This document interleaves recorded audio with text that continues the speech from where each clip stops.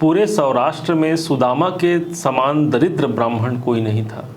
और एक दिन जब उन्होंने अपने मित्र द्वारकाधीश के पास जाने का सोचा और वहाँ पर पहुँच गए, तब भगवान श्री कृष्ण ने उनके मस्तक को देख करके उनके सारे दुर्भाग्य को पढ़ लिया, समझ लिया। और उसी सुदामा के मस्तक पर भगवान ने एक तिलक लगाया, चंदन का लेपन किया, और ज्यों ही चंदन का लेपन किया, मानो भगवान ने उस सुदामा के जीवन से सारे दुर्भाग्य को निकाल दिया। और वही सुदामा भगवान श्री कृष्ण का सानिध्य पा करके महान धनवान हुआ और सदैव भगवान श्री कृष्ण का कृपा पात्र हुआ। सदैव की भांति हमेशा ध्यान रखना है कि भगवान कोई नहीं देखता, लेकिन हमारे भगवान हमारे भाग्य को उजागर करने के लिए सदैव विद्यमान है हमारे साथ। कैसे भी बड़ी दुर्भाग्य की स्थिति हो, कैसे भी बड़ी कष्ट की स्थिति हो, उनका सानिध्य यदि हमारे जीवन में बना है, इसका मतलब आप यही समझिए कि हम अच्छे से अपने जीवन को जी पा रहे हैं। एक ऐसे ही भगवान की कृपा की स्थिति बनी हुई है। आप कन्या राशि से ठीक आपके 10वें भाव पर, जहाँ पर सूर्य और बुध का बुधादित्य राजयोग बना हुआ है। ध्यान दीजिएगा, ग्रहों की अधिपति की बात करने वाले हैं। एक एक पॉइंट को समझिएगा, एक एक बात को समझिएगा। ये जुलाई का महीना कोई आम महीना नहीं होगा अन्य महीनों के जैसे। इस जुलाई के महीने में ये ठीक 6 महीना गुजर चुके हैं इस सन 2023 में, और 6 महीने बाकी अभी बचे हुए हैं। और यदि इसे हमने समझ लिया, जान लिया, तो हम अपने जीवन को बहुत लाभान्वित कर पाएंगे। सूर्य की बात करते हैं तो सूर्य कौन हो गए? तो सूर्य आपके जीवन में आपके 12 भाव के मालिक हो गए, और आपके लग्नेश, आपके राशि के जो स्वामी होते हैं वही बुध देव, इनके परम मित्र हैं सूर्य। और यही सूर्यदेव आपके कर्मों का दंड मिटाने के लिए आपके 10वें भाव पर अभी वर्तमान में 17 जुलाई तक यहीं पर रुकने वाले हैं, यहीं पर गोचर कर रहे हैं। सीधा इसका ये मतलब होगा कि जब हमारे जीवन में हमारे व्यय भाव के स्वामी 10वें भाव में आ जाएं, तो कर्म क्षेत्र में एक प्रकार से प्रकाश की जागृति होना। सूर्य जहां पर होते हैं उस भाव को प्रकाशित करते हैं। उनके पास मरकरी लाइट के बराबर उनके पास पावर होता है। इसी कारण से जहां पर सूर्य स्थित होते हैं वो भाव सबसे ज़्यादा प्रकाशित होता है। तो भाई 10वें भाव में स्थित होकर के हमारे भाग्य को कैसे प्रभावित नहीं करेंगे? अब प्रभावित ही नहीं, प्रकाशित भी करेंगे। आपको ये समझना है। जो लोग विदेशों से जुड़े हुए हैं या जिनका संबंध, जिनका कार्य क्षेत्र विदेशों से जुड़ा हुआ है, उनको लाभ की प्राप्ति। कर्म क्षेत्र में सूर्य जैसे ग्रहों का प्रकाश पड़ना, मतलब ये मानिए कि एक प्रकार से आपके कर्म के साथ में भगवान स्वयं सूर्य नारायण का एक आशीर्वाद, वरद हस्त आपको प्राप्त हो गया है। द्वादशेश होने के कारण इस समय पर 17 जुलाई तक का वो डेट होगा जिस समय आप अपने कर्म क्षेत्र पर धन खर्च भी कर सकते हैं।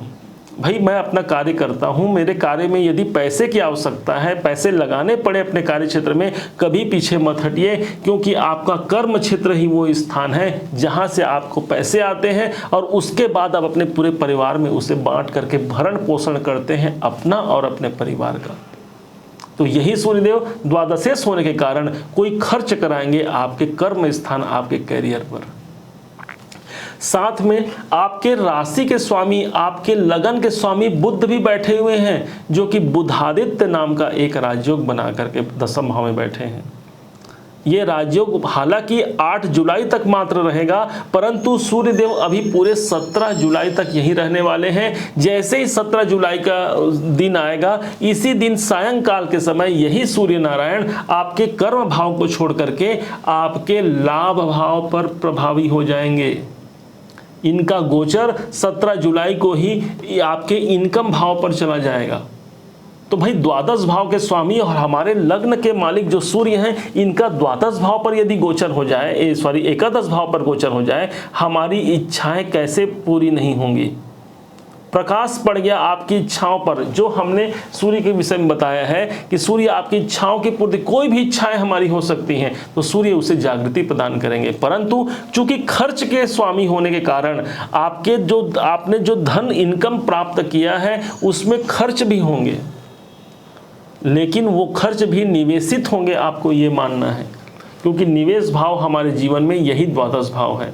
तो इस टाइम पर आपको करना क्या है, सबसे ज़्यादा जो सतर्कता है, अपने जो फिजूल के खर्चे हैं उन पर आपको नियंत्रण रखने की आवश्यकता है।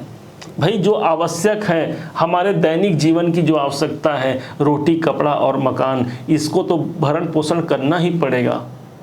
भरत जी महाराज का हमेशा सुमिरन कीजिए, विश्व भरण पोषण कर कोई, ताको नाम भरत अस होई, ऐसा कुछ कहते हैं तुलसीदास जी। तो मतलब सीधा सीधा भरण पोषण का उत्तरदायित्व यदि हमारे जीवन में किसी ग्रह के पास आ गया तो वो तो हमारे लग्नेश हो गए। लेकिन और यही लग्नेश के मित्र बुध जब एकादश भाव पर गोचर करेंगे तो हमारे जीवन में लाभ को बढ़ा देंगे, और उन लाभ को अपने पास आपको नहीं रखना है, उस लाभ को या तो कोई निवेश कर देना है, या तो बैंकों में रख देना है, या तो घर में सुरक्षित रखना है। अपने पास यदि आप धन रखेंगे तो अपने जेब में यदि पैसे रखेंगे तो हो सकता है वो पैसे आपके खर्च हो जाएं। क्यों? क्योंकि आपके द्वादशेश हैं। अब अगले ग्रह की बात करते हैं, जो ग्रह मंगल है। एक एक बारीकियों को समझिएगा, एक एक पॉइंट को समझिएगा।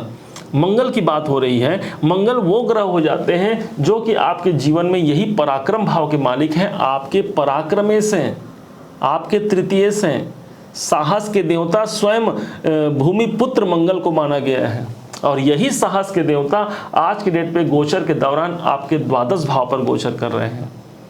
मतलब हमारा सबसे ज़्यादा माना जाता है कि मंगल जहाँ होते हैं हमारी सबसे ज़्यादा उसी भाव पर हमारा फोकस होता है, हमारा हिम्मत होता है, हमारी साहस उसी भाव पर चली जाती है। तो साहस कहाँ चलेगी? द्वादश भाव पर। कैसे अपने खर्चों को नियंत्रण किया जाए, कैसे अपने हानियों को रोका जाए, कैसे मेरे जो हानि पूर्व में हुए हैं उन हानियों को कैसे मैं वसूल कर पाऊँ अपने अभी वर्तमान जीवन में, इस पर सबसे ज़्यादा नियंत्रण मतलब सबसे ज़्यादा फोकस आपका होने वाला है, आपको ऐसा मानना है। द्वादश भाव एक प्रकार से चिकित्सालय के खर्चों का भी होता है, इसलिए यदि कोशिश कीजिए, यदि स्वास्थ्य में समस्या है तो उस पर नियंत्रण रखिए, अन्यथा चिकित्सालय संबंधी छोटी मोटी खर्चे भी यहाँ पर संभावी हो सकती है। मंगल का ये ट्रांजिट कब तक रहेगा? तो पूरे अभी 1 माह तक, पूरे अभी जुलाई महीने तक रहेंगे, और अगले माह 18 अगस्त तक यही मंगल आपके द्वादश में रह करके एक प्रकार से आपके साहस को, अपने जो कोई किसी प्रकार से यदि कुछ कमी रह गई है हमारे जीवन में, उन साहस को कम करने का एक आपको अवसर प्रदान कर सकते हैं यही मंगल देव। अब अगले ग्रह की बात करते हैं जो कि ग्रहों के राजकुमार हैं, यही तो हैं बुध। और ये बुध देव आपके भाई राशि के स्वामी हो गए। कन्या राशि के यदि कोई एक मालिक बनते हैं तो वो है सिर्फ और सिर्फ बुध देव।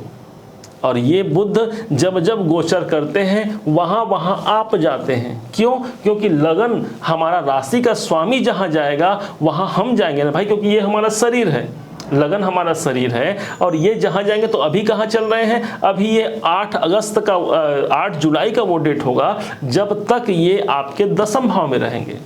तो भाई जब हमारे लगन के स्वामी दशम भाव पर चले जाते हैं, इसका सीधा से मतलब यही होगा सबसे ज़्यादा हम कार्य के प्रति फोकस्ड रहेंगे इस टाइम पर। आप देख लीजिएगा 8 जुलाई तक अपने सिर्फ काम काम काम, कैसे मैं अपने काम, कोई भी कुछ भी काम हो सकता है जो आपके लिए सर्वोपरि वो कार्य हो, जिस कार्य की आप पूर्णता चाहते हैं उस काम के प्रति सबसे ज़्यादा फोकस होने वाला है 8 जुलाई तक का डेट, ध्यान रखिएगा। अब जैसे ही 8 जुलाई का डेट समाप्त होगा, 8 जुलाई से लेकर के 25 जुलाई तक के यही समय क्या होगा? दोपहर के 12:15 का वो समय होगा। ध्यान दीजिएगा, ये 8 जुलाई को दोपहर 12:15 में यही बुध देव आपके दशम भाव को छोड़ करके आपके कर्म भाव पर, एकादश भाव पर चले जाएंगे। एकादश भाव कहेगा, एकादश भाव हो गया आपकी इच्छाओं की पूर्ति का, आपके इनकम का, आपके गेन्स का, आपके डिजायर का, जो कुछ भी हमने चाहा है उसको पूर्णता करने के लिए आपके लग्नेश चले गए हैं, आपको ऐसा मानना है। अब क्या होगा? 8 जुलाई के बाद आपका कर्म से कुछ शांति मिलेगी, अधिकता काम की अधिकता से शांति मिलेगी, अधिकतर भाग दौड़ से शांति मिलेगी। और जैसे ही 8 जुलाई का डेट आएगा, अब ये मान लीजिए आपको इनकम एक प्राप्त होने की संभावना बन सकती है। इनकम प्राप्त, क्योंकि इनकम भाव पर गए, लाभ भाव पर गए हैं तो आपको लाभ ही दिलाएंगे ना। और साथ में आप स्वयं कैसे मुझे लाभ प्राप्ति हो, उसके पहले आप क्या कर रहे थे, कैसे मेरा काम बने, अब क्या करेंगे, कैसे मुझे, अब काम तो हो गया भाई, अब कैसे मुझे इनकम प्राप्ति हो, कैसे मुझे लाभ प्राप्ति हो, कैसे मैं अपना और दूसरों का भला कर सकता हूं या कर सकती हूं, इस पर सबसे ज्यादा आपका फोकस होने वाला है। यहां पर जब बुध जाएंगे तो बुध की, हालांकि एक बार ध्यान देना है, बुध के लिए जो राशि पर ये प्रवेश करेंगे वो इनके मित्र की राशि नहीं होगी, ये इनके शत्रु की राशि होगी, चंद्रमा की राशि होगी। और चंद्रमा और बुध का आपस में ग्रही संबंध कोई मधुर नहीं है, परंतु दोनों माँ बेटे हैं कथा के अनुसार। और जब एक पुत्र अपनी माँ की गोदी में जाकर के बैठता है तो क्या माँ उसे भगाएगी कि उसे दुलारेगी? दुलार करती है माँ। पुत्र चाहे कितना भी कुपुत्र हो, पुत्रो जाए तक क्वचिदपि कुमाता न भवति। पुत्र यदि कुपुत्र भी हो जाए तो माता सदैव अपने पुत्र को दुलार करती है, प्यार करती है और उसके सारे अवगुणों को ढक देती है और सबके सामने क्या बोलती है, मेरा पुत्र, मेरा बेटा सबसे अच्छा है, कितना होनहार है, हमेशा सच बोलता है, इत्यादि इत्यादि। ठीक इसी प्रकार से यही स्थिति यहाँ पर बुध जब अपनी माँ के गोद पर जाकर के बैठेंगे तो मानो कि एक लाभ का एक वातावरण देखने को मिल सकता है। मिल सकता है आपको इसलिए बोल रहे हैं क्योंकि सभी ग्रहों का प्रभाव आपके जीवन पर पड़ता है। हम किसी एक बात को लेकर के बहुत अच्छा या बहुत बुरा कभी ना माने। 9 ग्रह, हमारे घर में कितने सदस्य हैं भाई? मान लीजिए आप ऐसा समझिए कि हमारे ग्रह में 9 सदस्य हैं, उसी प्रकार ग्रहों के कैबिनेट में भी 9 ग्रह होते हैं। एक ग्रह कोई अच्छा किया तो दूसरा ग्रह मान लीजिए कहीं पर बुरा किया। अगर 3-4 ग्रह अच्छे फल दे रहे हैं तो आपको ये मानना है कि हमको प्रॉफिट होने से कोई नहीं रोक सकता। और भाई अभी काफ़ी ग्रह बचे हैं जो आपको अच्छा ही प्रदान कर रहे हैं। कुल मिलाकर के आपके लग्नेश की स्थिति यहाँ पर मजबूत हो जाती है। अब जैसे ही 25 जुलाई का डेट आएगा, सुबह के 4:31 का समय होगा, तड़के सुबह का वो समय होगा जब यही बुधदेव आपके द्वादश भाव पर गोचर कर जाएंगे। अब देखिए यहाँ पर क्या होगा, यहाँ पर 10 द्वादश भाव पर गोचर करेंगे। ये स्थान तो व्यय स्थान है भाई, लेकिन मित्र की राशि है। कहने का मतलब ये है कि लग्नेश कंटिन्यू लगातार अभी पूरे इस जुलाई महीने पर अपने मित्र के राशि पर या अपने स्वयं के राशि पर गोचर होने के दौरान आपको कहीं नतमस्तक होने नहीं देंगे। नतमस्तक होने नहीं देंगे, आपका सर हमेशा ऊंचा करके आप अपना समय व्यतीत करेंगे इस जुलाई के महीने में। कभी कभी ऐसा होता है कि हमने किसी से कर्जा ले लिया और उसे चुका पाने में असमर्थ हो गए। हमने किसी को बुरा नहीं चाहा, फिर भी सामने वाला हमसे बुरा, हमारे व्यवहार से बुरा मान गया। तो यहाँ पर आप ये मानिए, उन सबको, आपसे जो शिकायत है उन शिकायतों से आपको मुक्ति और आपसे प्रेम की बढ़ोतरी यहाँ पर करेंगे। क्यों? क्योंकि बुध आपका लग्नेश है और लगातार ये अपने अच्छे गोचर का प्रभाव इस जुलाई महीने में दे रहे हैं। अब ध्यान से समझिएगा, अगले ग्रह की बारी आती है जो कि ग्रहों के हमारे देवगुरु बृहस्पति हैं। और ये देवगुरु बृहस्पति जहाँ बैठते हैं उस भाव को बड़ा बनाते हैं। आपके कहाँ बैठे हैं? आपके जीवन में भाई ये 6ठे भाव पे कहाँ गए, ये आपके अष्टम भाव पर बैठे हैं गुरुदेव। और गुरुदेव जब अष्टम भाव पर बैठे हैं, इसका मतलब अष्टम भाव कहेगा, अष्टम भाव है हमारे जीवन में परेशानियों का। तो बड़ा किसे बनाएंगे? बड़ा बनाएंगे हमारे परेशानियों को। परंतु भूलना नहीं है, कुंती थी। कुंती ने जब भगवान श्री कृष्ण द्वारकाधीश अपने द्वारका धाम पर पधार रहे थे, तब कुंती इनकी बुआ है। कहा कि बुआ मुझसे कुछ मांग तो करो, क्या मांगना चाहती हो मांगो। तो इन कुंती ने कहा कि हे द्वारकाधीश, हे प्रभु जगन्नाथ, आप मुझे दुख दे दीजिए, मुझे परेशानी दे दीजिए। भगवान ने कहा ये कैसा मांग कर रही हो, सारा संसार तो मुझसे सुख संपदा और बहुत कुछ अच्छे बातों को मांगते हैं, परंतु तुम बुआ, तुम तो दुख और तकलीफ परेशानी मांग रही हो। कुंती ने कहा कि प्रभु जब तक इस शरीर में, इस हृदय में दुख तकलीफ और परेशानियां रहेंगी, तब तक मुझे आपका स्मरण होते रहेगा। और जब जब आपका स्मरण होते रहेगा मतलब आपसे मेरा नाता टूटेगा नहीं, और आपसे नाता तोड़ करके मुझे ये सुख संपत्ति भी ये सब मुझे तुच्छ नजर आते हैं। भगवान उन्हें कहे कि माता आपको हे बुआ आपको ऐसा ही होगा, और वही कुंती हमेशा के लिए भगवान की सबसे ज़्यादा कृपा पात्र हुई। और जब उनका इस स्थान से जब वो गई अपने धाम गई, जब उनकी मृत्यु हुई तो जा करके उन्हीं भगवान जगन्नाथ भगवान श्री कृष्ण कन्हैया के हृदय में जाकर विराजमान हो गई। कहने का तात्पर्य यह है, यदि भगवान ने कोई परेशानियां दिया है, यदि भगवान ने कोई तकलीफ हमारे जीवन पर ला करके खड़ा कर दिया है, इसका मतलब आपको ये इंडिकेशन मिल रहा है कि आप भगवान के शरण हो जाइए। और शरणागत गए प्रभु कबहु न त्यागा, और जो उनके शरण में चला गया उनको भगवान कभी नहीं त्यागते। और यही स्थिति आपके अष्टम भाव में आकर के, अष्टम भाव वो स्थान हो गया जो परिवर्तन का स्थान है। परिवर्तन कौन करेगा भाई? परिवर्तन करेंगे हमारे प्रभु करेंगे, हमारे भोलेनाथ करेंगे। जिन पर आपकी आस्था हो उनका चरण पकड़ लीजिए। हमने संसार के व्यक्तियों पर तो बहुत आश्रय लगा करके देख लिया, अपने रिश्तेदारों पर, मित्रों पर, बाकी सब पर, लेकिन जिस पल हम उस पर मतलब आधारित अधीन हो जाते हैं, उस भगवान के अधीन हो गए कि भगवान जिंदगी का डोर सौंप हाथ दीनानाथ के। जिस दिन अपनी जिंदगी का डोर हम अपने हाथ से छोड़ करके उन भगवान के हाथ में छोड़ देते हैं, वो हमारे जीवन को परिवर्तन कर देते हैं। आप ये समझिए गुरुदेव यहाँ पर आकर के कहीं ना कहीं परिवर्तन का सूचक ही बनाएंगे। और यहाँ पर ये सिर्फ इस जुलाई के महीने में ही नहीं, आगे भी लंबे समय तक रहने वाले हैं। लगभग 1 मई, ऐसा मुझे डेट एकदम एग्जैक्ट याद नहीं आ रहा है, 1 मई 2024 तक ही यहाँ रहने वाले हैं। तो इसलिए भगवान का साथ लेते हुए परिवर्तन का एक शुभ संकेत आपको प्राप्त होने का एक संकेत मिल सकता है। अब यही गुरुदेव अभी चल रहे हैं भरणी नाम के नक्षत्र पे। भरणी नक्षत्र वो नक्षत्र हो गया जो कि शुक्र के आधिपत्य में आता है। तो शुक्र के पास 2 राशियां हैं, एक तो 7 और एक तो 2। तो समझते हैं 7 कहाँ है? 7 तो ये हो गया आपके वित्त मंत्री, और 2 हो गया आपके लक के, आपके भाग्य मंत्री हो गए हैं। कितना कैसा, कितना अच्छा। एक तरफ तो गुरुदेव यहाँ पर आपके परिवर्तन की बात कर रहे हैं, कुछ परेशानियों की भी बात कर रहे हैं, साथ में जिसके नक्षत्र पे गए हैं वो उसके नक्षत्र के अनुसार वो आपके भाग्योन्नति की भी बात कर रहे हैं। मतलब परेशानियां, और परेशानियों के बाद भाग्योन्नति, परेशानियां उसके बाद धन की प्राप्ति। एकदम सटीक आपको ये बात बता रहे हैं, इसको गांठ बांध दीजिए। शुक्र के नक्षत्र पे गए हैं, आपके वित्त मंत्री हैं, इसलिए धन की स्थिति भी यहाँ गुरु के द्वारा आपको प्रदत्त है। कैसे आपको आपके बाधाओं से मुक्ति नहीं मिलेगी? विश्वास की कमी मत रखिए अपने जीवन में। जितना अधिक विश्वास करेंगे, विश्वासम फलदायकम, उतना ज्यादा आप फल की प्राप्ति कर पाएंगे।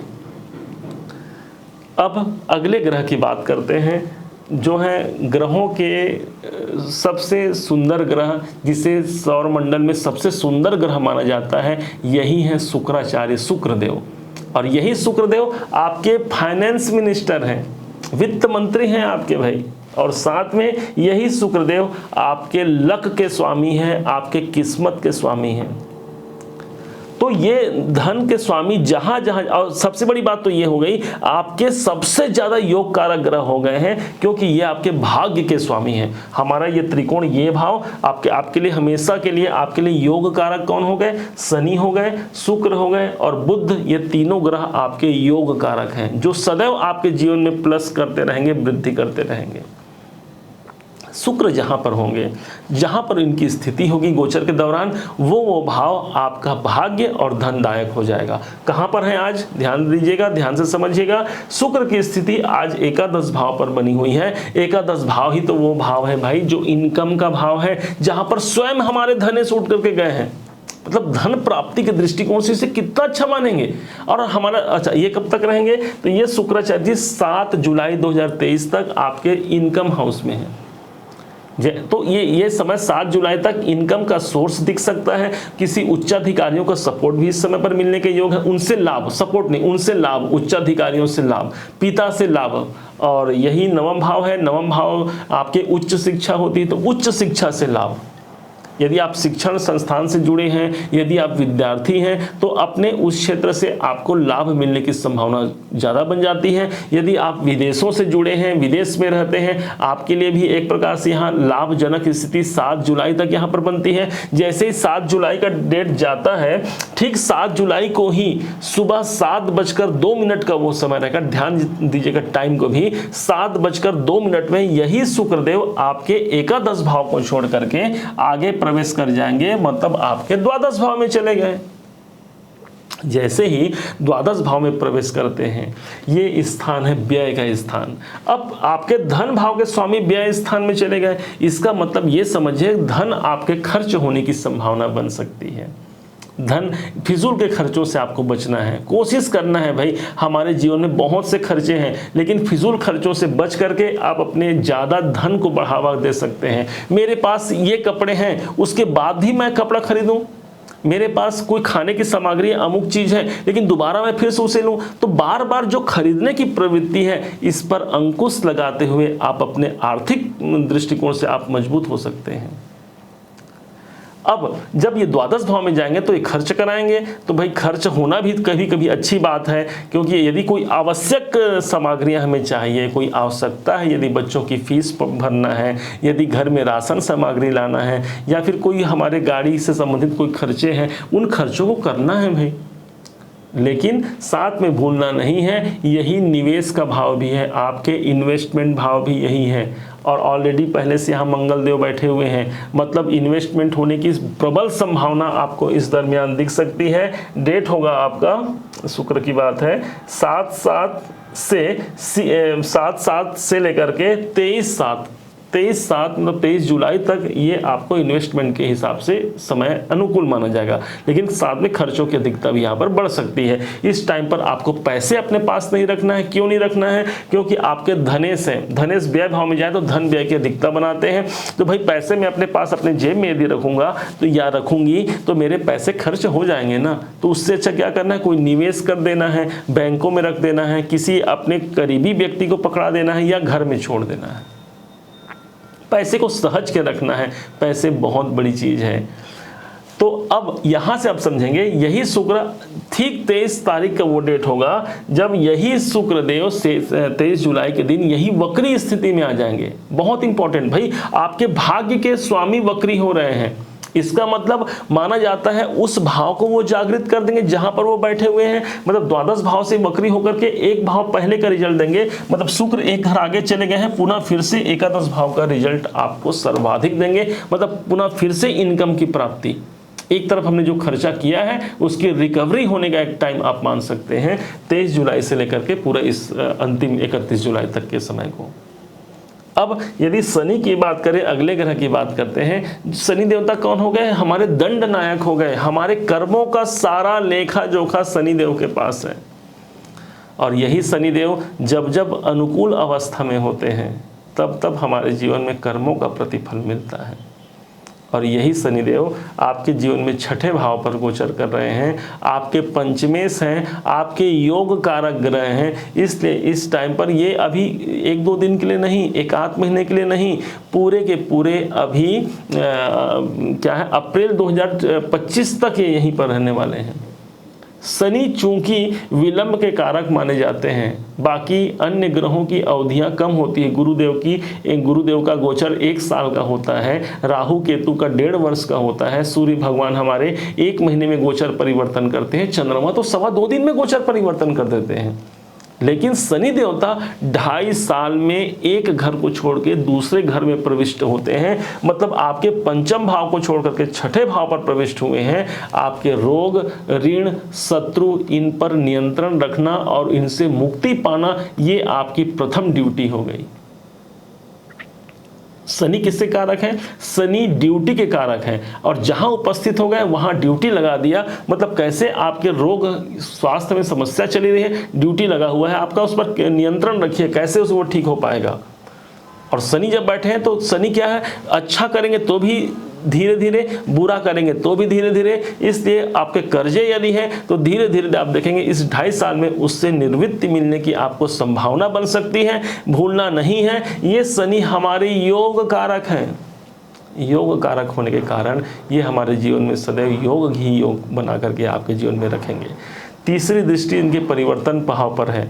परिवर्तन भी इस 2.5 साल में होना बहुत ज़्यादा स्वाभाविक बन जाता है। और सबसे बड़ी बात तो भाई यही शनि तो आपके अभी वक्री अवस्था में चल रहे हैं। वक्री अवस्था उसे मानेंगे जब कोई ग्रह अपने जहाँ पर स्थित है उसके एक भाव पीछे का रिजल्ट देगा। मतलब शनि 6ठे भाव में है तो वो 5म भाव के रिजल्ट देंगे। अभी 4 नवंबर का वो डेट होगा जिस टाइम तक ये आपके 5म भाव का रिजल्ट भी मजबूती से प्रदान करेंगे। 5म भाव कौन सा हो गया? 5म भाव हो गया हमारी इच्छाओं की पूर्ति होना। 5म भाव हो गया हमारे शेयर मार्केट में लगे हुए पैसों की बढ़ोतरी होना। 5म भाव हमारी संतान से संबंधित कोई चिंता है उससे मुक्ति होना। 5म भाव ही वो हो गया हमारे प्रेम, लव अफेयर, हमारे दाम्पत्य जीवन में स्थिरता कायम रखना। इतना इंपॉर्टेंट हाउस हो गया आपका 5म भाव, जहां पर वक्री होकर के शनिदेव इन्हीं भावों को जागृति प्रदान करेंगे और उससे मिलने वाले जितने भी कष्ट समस्याएं हैं उनसे मुक्ति दिलाने का एक सोर्स बनेंगे। और ये 4 नवंबर तक रहेंगे, जुलाई में तो रहेंगे ही रहेंगे, 4 नवंबर तक ये रहेंगे। अब शनिदेव यहां से तीसरी दृष्टि तो दे रहे हैं। अब ये समझिएगा कि इनकी 7वीं दृष्टि जहां पर पड़ रही है वो स्थान है आपका व्यय, और 10वीं दृष्टि 7, 8, 9, 10। अब ये 10वीं दृष्टि से देख रहे हैं आपके तीसरे घर को। तो 10वीं दृष्टि कर्म कारक दृष्टि मानी गई है। इस हिसाब से भी यहाँ पर ये शनिदेव आपके साहस, आपके पराक्रम, आपके शौर्य, इन सब में वृद्धि करते हुए आपको रोग, ऋण और शत्रुओं से मुक्ति दिलाने का एक साहस दे सकते हैं। 6ठा भाव हमारा जॉब का होता है, हमारी नौकरी का होता है, इसलिए इसे अनुकूल ही मानेंगे। यदि नौकरी में आप परिवर्तन चाहते हैं, कोई ग्रोथ चाहते हैं, तो शनि देवता कृपा पात्र आपको बना सकते हैं आपके जीवन को आगे बढ़ाने के लिए। राहु देव की बात करते हैं, केतु देव की बात करते हैं, तो केतु देव आपके धन भाव पर चल रहे हैं, मित्र की राशि में हैं, और बुध के मित्र होने के कारण ये आपके लिए बहुत ज़्यादा कोई टेंशन कारक नहीं है, परंतु हाँ थोड़ी बहुत ये आर्थिक समस्या को देने वाले हैं। और ये पूरे जुलाई महीने तो रहेंगे ही, परंतु ये आगे भी बढ़ करके ये 30 अक्टूबर तक ये केतु देव यहीं पर रहने वाले हैं। राहु देवता आपके 8म भाव पर गए हैं। 8म भाव में राहु को अच्छा माना गया है। 8म भाव राहु का रिसर्च का भाव होता है, जिसके कारक राहु होते हैं, इसलिए रिसर्च भाव पर, रिसर्च भाव के स्वामी का होना आपके जीवन में आपको खोजी प्रवृत्ति बना दिया। खोज करने की सामर्थ्यता आ गई। कोई भी यदि परेशानी हो, कोई भी समस्या हो, आप देखेंगे सबसे ज़्यादा उसमें जुड़ करके आप रिसर्च कर पा रहे हैं, कैसे मुझे मुक्ति मिले उसका, मतलब अपने संकटों से, इस पर सबसे ज़्यादा आपका फोकस होने वाला है। अब इसी महीने में सबसे एक शुभ संकेत आपको प्राप्त होंगे। इसी जुलाई के महीने में 4 जुलाई का वो डेट होगा, ध्यान दीजिएगा। 4 जुलाई का वो डेट होगा जब भगवान देवाधिदेव महादेव की उपासना का माह प्रारंभ हो जाएगा, श्रावण मास। इस बार तो भाई सावन 2 ठो है, मतलब 2 सावन, एक अधिक मास, पुरुषोत्तम महीना भी जिसे कहते हैं, कुछ लोग इसे मल मास भी कहते हैं। इस बार डबल सावन होने के कारण आपको ज़्यादा दिन तक भगवान देवाधिदेव महादेव की आराधना का सौभाग्य प्राप्त हो पाएगा। माना जाता है कि हमारे जीवन में कितने भी संकट हो, भगवान शिव शंकर जी वो देवता बनते हैं जो हमारे भावी को भी मेट सकते हैं। बड़े से बड़े कष्टों को यदि समन करने का कोई सबसे सरल उपाय है तो वही तो है भगवान देवाधिदेव महादेव। बाकी देवताओं को पुकारने में, बुलाने में समय लग सकता है, भगवान शंकर जी तो भोले हैं ना बहुत, इसीलिए उन्हें भोले कहा जाता है। और साथ में भाले भी हैं, तो भोले भाले, शत्रुओं के लिए वो भाले के समान हैं, और जो उनके भक्त होते हैं उनके लिए भोला बन करके भोला शंकर वो सब कुछ न्यौछावर कर सकता है जो उन्होंने कभी अपने हृदय में सोचा था। और यही शंकर जी महाराज का ये पवन पर्व आपको ध्यान रखना है। पूरे सावन में भगवान शिव की उपासना करते रहना है। और इसी बीच में, इसी जुलाई महीने में 10 जुलाई, 17 जुलाई, 24 जुलाई और 31 जुलाई को श्रावण सोमवार का शुभ संयोग भी बनेगा इसी जुलाई में। तो इस श्रावण सोमवार के दिन आपको चाहिए कि 1 लोटा जल लेकर के देवाधिदेव महादेव के शिवलिंग पर भगवान को अर्पण कर दीजिए। मानता कीजिए कि हे भोलेनाथ, हे शिव शंकर जी महाराज, मेरे जीवन में जो भी कष्ट परेशानियां बनी हुई हैं प्रभु, आपके सिवा कोई उसे काटने वाला नहीं है। मेरे जीवन के तारणहार आप ही हैं। जब ऐसे आर्तनाद से आप भगवान भोले शंकर पर जल अर्पण करेंगे, माना जाता है एक लोटा जल सभी समस्याओं का हल। आपकी समस्याएं कैसे टिक सकती हैं? क्योंकि भावी मेट सखत त्रिपुरारी, आपके जीवन में जितने ही प्रकार से संकट हैं, कष्ट हैं, इनको मेट सकने का यदि किसी में सामर्थ्य है तो एकमात्र देवाधिदेव महादेव के पास है। मेरे समझाने का प्रयास यदि आपको सार्थक लगा हो, मेरे बताने का तरीका यदि आपको सार्थक लगा हो, तो अपना प्यार भरा लाइक और कमेंट करना मत भूलिएगा। आपके लाइक और कमेंट ही तो हैं जो हमको आत्मबल प्रदान करते हैं भविष्य में और ऐसे ही अच्छे कार्य करने के लिए। और हाँ, यदि अभी तक आपने चैनल को सब्सक्राइब नहीं किया है तो सब्सक्राइब कीजिएगा। पुनः एक बार फिर आप सभी का दिवस मंगलमय हो, इन्हीं शुभकामनाओं के साथ। जय शिव शंकर।